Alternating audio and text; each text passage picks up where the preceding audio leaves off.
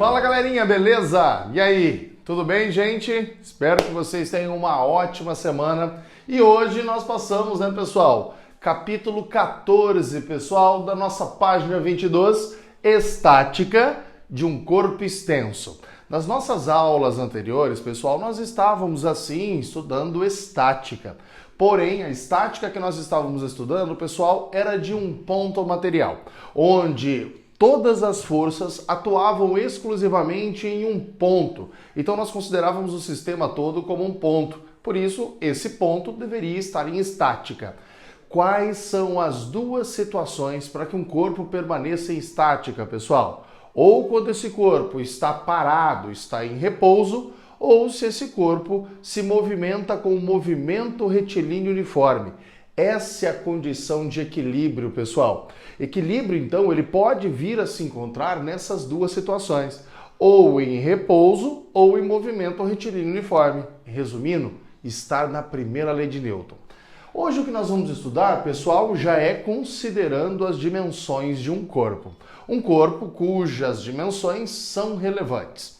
Porém, um corpo extenso, pessoal, é constituído por infinitos às vezes, não infinitos, mas muitos pontos materiais. E dentro desse corpo extenso, que é constituído de um monte de ponto material, nós podemos considerar um ponto em específico. Esse ponto é o que nós chamamos de centro de massa, galera. Um corpo extenso, então, são formados por vários pontos materiais, porém, um único ponto, que é o que nós chamamos de centro de massa, que em figuras, pessoal, homogêneas, coincide com o seu centro de gravidade. Então nós vamos estudar as forças que atuam dentro desse ponto. Mas como que nós vamos achar o centro de massa, que coincide em figuras homogêneas, aquelas figuras constituídas, pessoal, por um único material, com um formato simétrico? Como que a gente vai achar o seu centro de massa? É simples, pessoal. Vamos imaginar aqui, primeira figura, então, homogênea, ou seja, constituída de um único material. Primeiro, vamos fazer aqui um retângulo, um triângulo e um círculo, pessoal. Assim como uma estrelinha, todas figuras simétricas, pessoal. Todas as figuras, vamos imaginar isso aqui um círculo concêntrico, tá? Todas as figuras simétricas, o seu centro de massa coincide com o seu centro de gravidade. Olha como é simples encontrá-los, gente. Essas figuras, então, são constituídas de um único material. Vamos começar com o meu retângulo? Você vai sempre precisar, gente, de duas linhas que são perpendiculares entre si. Ó, uma linha, pessoal, que liga esse vértice, outra linha que liga esse vértice. Reparem que o centro do meu retângulo é o meu centro de massa. Simples assim, simples assim. A mesma coisa se faz num triângulo, pessoal. Olha só, a gente sai uma linha de um dos vértices, outra linha de outro dos vértices e outra linha do outro. Pode encher de linha, quantos vértices tem, você faz passando. Reparem que no triângulo o seu centro de massa coincide com o baricentro. Numa circunferência, pessoal, é o centro da circunferência, né? O centro da circunferência é o seu centro de massa. Simples assim para encontrar de figuras homogêneas. Mas imagine agora que nós temos um sistema formado por dois corpos, pessoal. Como que eu acho o centro de massa de dois corpos, de três corpos, de quatro corpos e assim por diante dentro de um sistema? Então imagine um jogo de sinuca onde todas as bolas estejam espalhadas sobre a mesa, pessoal. Existe um ponto que é o centro de massa de todas as bolas na mesa. Esse ponto, então, a gente vai encontrar seguindo a seguinte regrinha aqui. O que nós chamamos de regra ponderada, uma média ponderada, gente. Vamos imaginar, então, um corpo aqui com uma massa Mzinho. Uma bolinha qualquer, tá? Essa bolinha, massa M1. E uma outra esfera, pessoal, uma outra bolinha de massa M2. Esse conjunto M1 e M2 possui um centro de massa. Às vezes o centro de massa, pessoal, está fora do próprio corpo, tá? O centro de massa pode acontecer de estar fora do corpo. Quando? Quando nós temos dois corpos e pedimos o centro de massa entre esses dois corpos. A Terra e a Lua, a Terra e o Sol, todos os planetas do Sistema Solar possuem um centro de massa em comum, tá? Que não está localizado necessariamente dentro de um planeta ou dentro de outro, tá? Mas como que nós vamos achar o centro de massa? Sempre do mesmo jeito. Se esses dois corpos, essas duas bolinhas, pessoal, estiverem sempre em uma dimensão, você vai imaginar como nós fizemos em toda a cinemática, uma trajetória.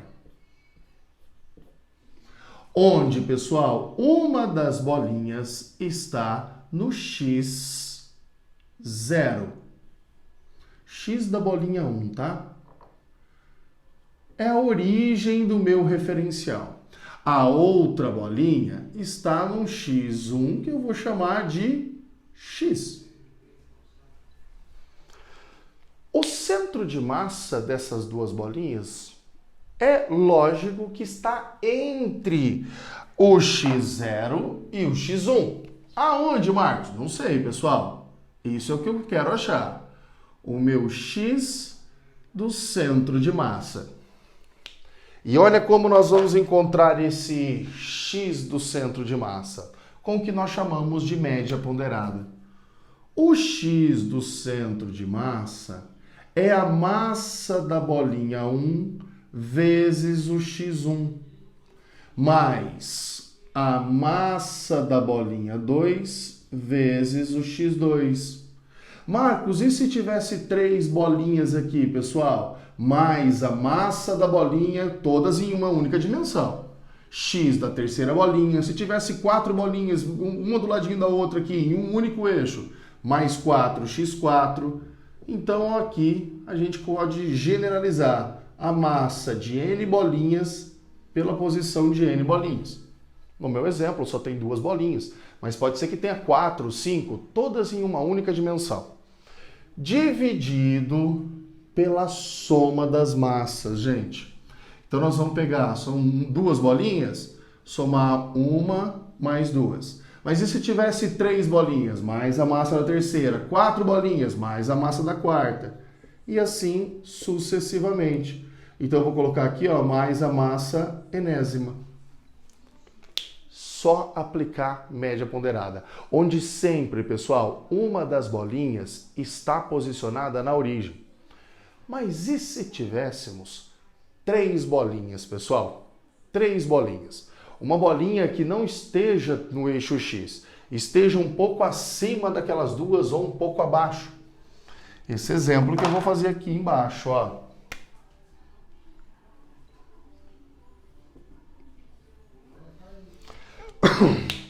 Olha como eu vou fazer o exemplo agora. Imaginemos que nós tenhamos pontos, para ficar mais fácil aqui, para caber no meu quadro. Um ponto aqui, um ponto aqui. Veja que se fosse só 2, eu traçaria uma linha reta e faria isso aqui, né, pessoal? Mas eu quero imaginar 3 agora, ó. Cada bolinha com uma massa e uma determinada posição. Um M3. E agora, Marcos? Como eu faço para achar o centro de massa dessas 3 bolinhas que não estão em um eixo só? Nós vamos aplicar média ponderada, pessoal, só que para o eixo X e para o eixo Y. Veja que agora a nossa trajetória é em cima de um plano cartesiano. Ó, temos coordenadas do centro de massa tanto no eixo Y quanto no eixo X. Isso quer dizer que essa bolinha tem uma coordenada no eixo Y e uma no eixo X. Eu vou chamar X1, Y1. A bolinha 2, pessoal. X2, Y2. Troquei aqui. A bolinha 3, pessoal. Tem um X3 e um Y3, que no meu desenho coincidiu com o Y1. O centro de massa dessas bolinhas provavelmente está num ponto entre elas, pessoal. Eu arbitrariamente vou colocar aqui, ó.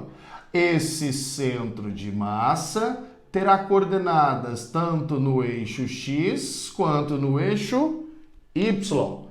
E para encontrar, Marcos, a coordenada no eixo Y, eu vou usar o mesmo raciocínio que nós fizemos com o eixo X, só que ao invés de X a gente troca por Y, pessoal. Ao invés de X a gente troca por Y. E olha como fica.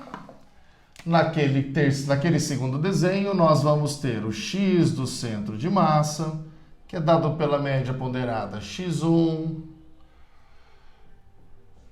X2, M3, X3. Se tivesse 4 pontinhos, mais, pessoal, M4, X4. Se tivesse 5, mais M5, X5 e por aí vai. Então, vamos generalizar aqui, ó. MN, XN. Dividido pela soma das massas. São 3 massas? Soma as 3. Se tivesse uma quarta massa, mais M4. Se tivesse 5, mais M5. Então a gente generaliza. Só que além do eixo X, para aquela situação, também temos no eixo Y. Que é massa Y1 mais massa 2, Y2, massa 3, Y3, sempre aplicando a mesma coisa, tá, gente? Massa N, YN. Tudo isso dividido pela soma das massas. Simples, né, pessoal? É mais dor de cabeça para ficar fazendo essas contas do que pensar aqui. Agora o negócio fica interessante e se esses 3 corpos estivessem se movendo, pessoal? Aquele exemplo que eu citei para vocês das bolas de bilhar, mas quando você estoura, é possível descobrir também a velocidade do centro de massa? Sim. É possível e a gente também usa a média ponderada. E se ele estivesse se movendo com aceleração ainda, Marcos? É possível mensurar a aceleração do centro de massa? Também. Só aplicar no mesmo raciocínio, pessoal. Ou seja, média ponderada. Então eu vou colocar aqui, ó. Velocidade e aceleração do centro de massa.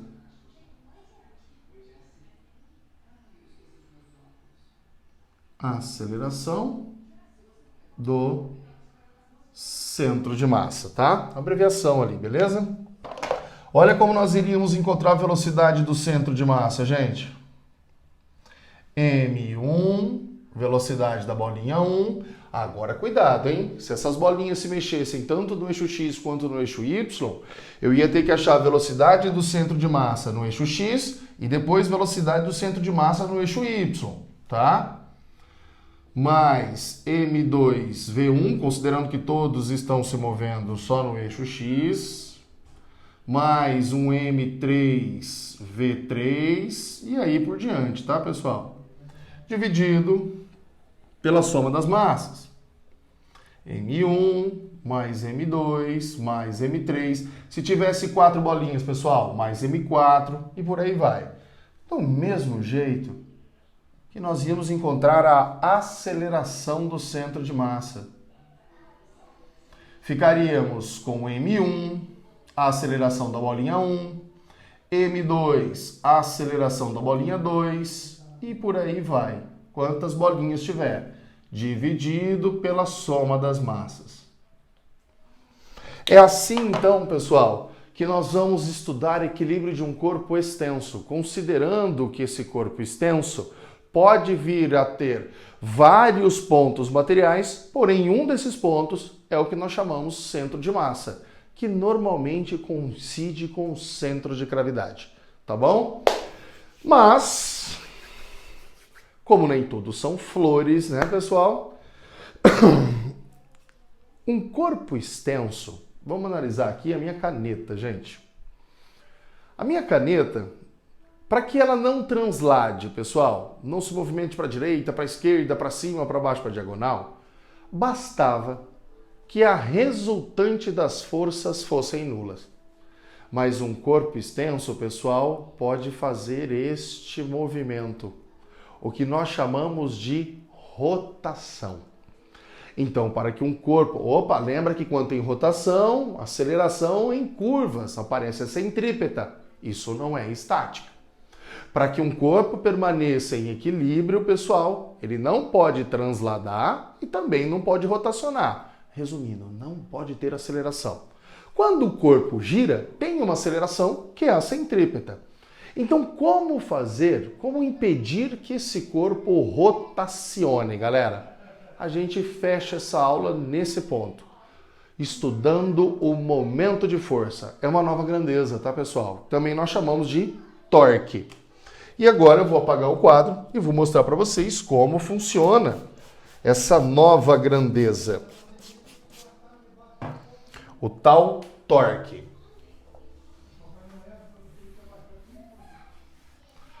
Marcos, por que nós não estudamos isso em ponto material? Porque um ponto você não consegue perceber que ele está rotacionando. Já um corpo extenso você percebe, né, gente? Ele girando, ele rotacionando.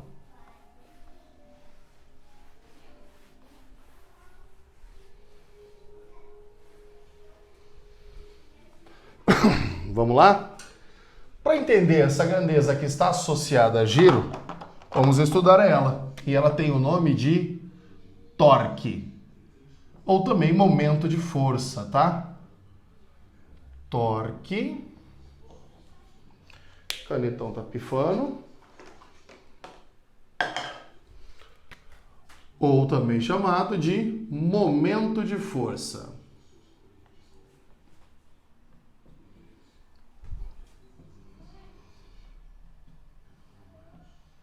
Nós representamos essa grandeza, pessoal, com um M maiúsculo, o nosso torque.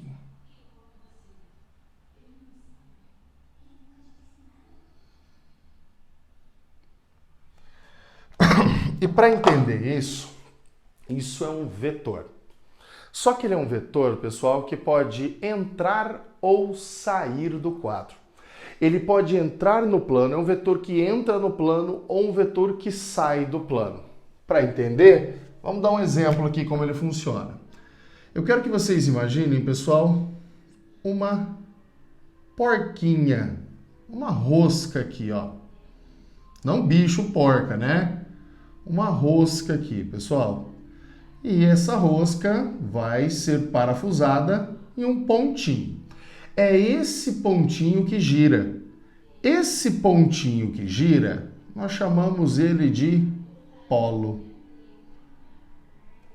Para fazer girar esse polo, a gente normalmente usa uma chave de boca, né, pessoal?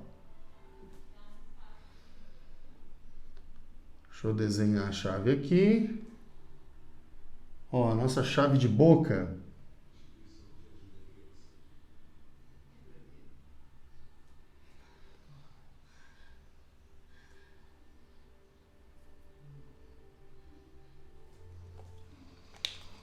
E quando a gente se utiliza dessa chave de boca, pessoal, nós aplicamos uma força para fazer essa chave virar. É muito importante a posição onde você aplica essa força, gente. Esta força sempre deve ser perpendicular, formar 90 graus, com o braço de força. Marcos, o que é braço de força? Você não vai aplicar a força nessa região, pessoal? Nesse braço? Não tem como você fazer a chave girar, você tentando segurar ela aqui se ela não está. Você está no braço dela, fazendo esse movimento com o braço. O braço de força é a linha de atuação onde você deve aplicar a força, gente. Olha o braço de força aí, tá? Mas o braço de força tem um tamanho. Tudo depende de onde você aplica a força. Se eu aplicar uma força aqui na extremidade, ó, esta é a força e a distância, pessoal, do polo até onde você está aplicando a força, essa distância D é que nós chamamos de braço de força. Marcos, e se eu, ao invés de apertar, fazer girar na ponta, eu tentar pegar mais no meio aqui da chave? O seu braço de força diminui. Braço de força. Pessoal, o torque é sempre um vetor que sai desse polo ou entra no polo. Para isso, nós vamos utilizar a regra da mão direita, gente. Para entender isso daqui, nós vamos utilizar o que nós chamamos de regra da mão direita. Esse vetor, torque, que representa isso, pode ser saindo do polo ou entrando no polo. Saindo ou entrando no polo, gente. Para isso, vamos utilizar a regra da mão direita. A equação de torque é o produto entre força vezes o braço de força. Gente, esse D não é deslocamento, senão essa fórmula seria de trabalho, né? Foda.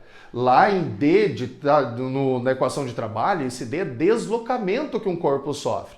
Ali é distância entre o polo e a força. Sendo que essa força, eu falei, mas vamos dar ênfase, sempre tem que ser perpendicular ao braço de força. Marcos, e se você aplicar uma força na diagonal? Você vai ter que decompor essa força para ficar perpendicular, gente. Se for na diagonal essa força, vai ter que decompor, tá? Unidade de medida é o Newton vezes metro. Trabalho, lembra que era em joule? Aqui é Newton vezes metro. Para dar a direção e o sentido desse vetor, nós usamos a regra da mão direita. Bem, o módulo, né, gente? Vamos colocar aqui, ó. O módulo, sem seta em cima, é só força vezes distância. Mas e a direção e o sentido? Utilizaremos a regra da mão direita, pessoal.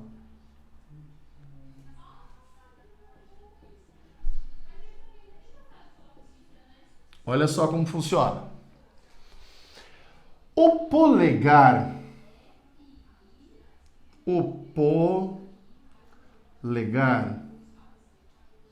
vai indicar para nós a direção e o sentido da força. O polegar indica a direção e o sentido do torque. Eu me expressei errado, né, gente? Eu falei da força, é do torque, dessa grandeza aqui.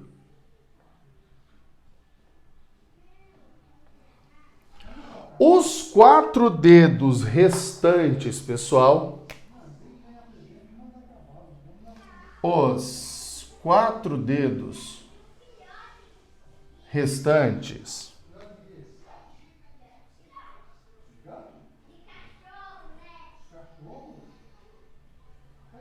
não sei se eu coloco 4, vai que tem gente que amputou o dedo assim como Lula, né? Os dedos restantes, pessoal.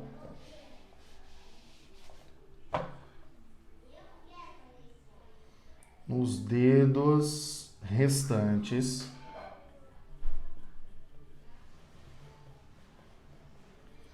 indicam a direção da força. Esse sim.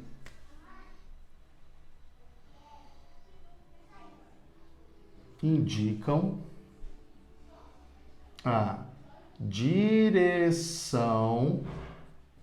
e sentido da força.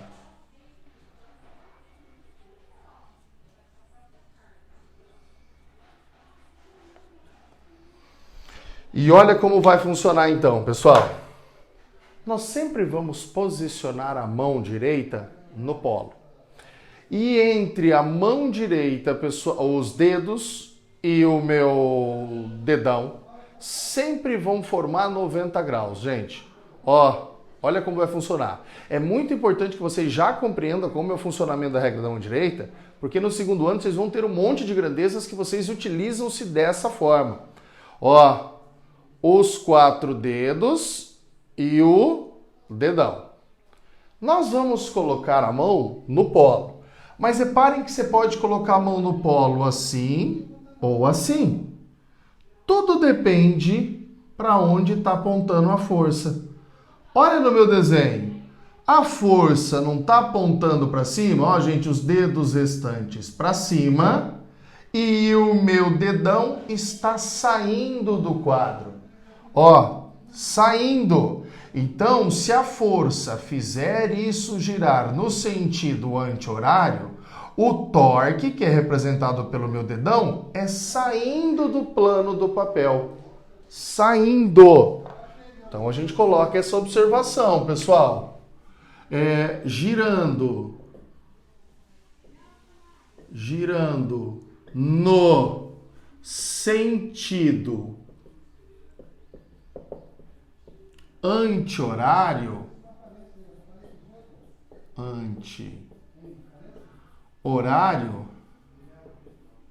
nós temos um torque, pessoal, saindo do quadro. Um vetor torque saindo do quadro. Vetor torque saindo.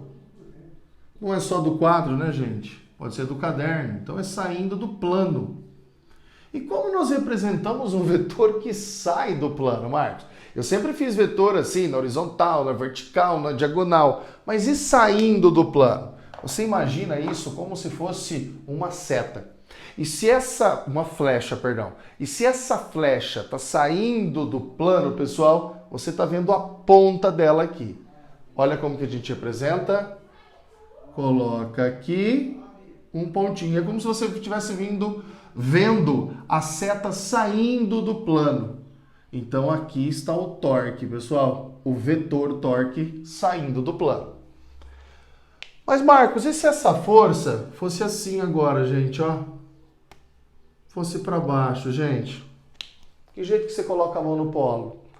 Agora você coloca a mão do lado contrário, porque a força está para baixo. E o seu dedão está entrando no quadro, pessoal. O vetor torque entrando no quadro. Então, se fosse aqui, girando no sentido horário,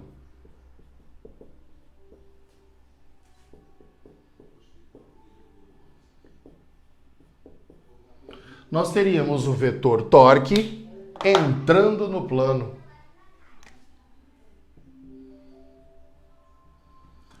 Vetor torque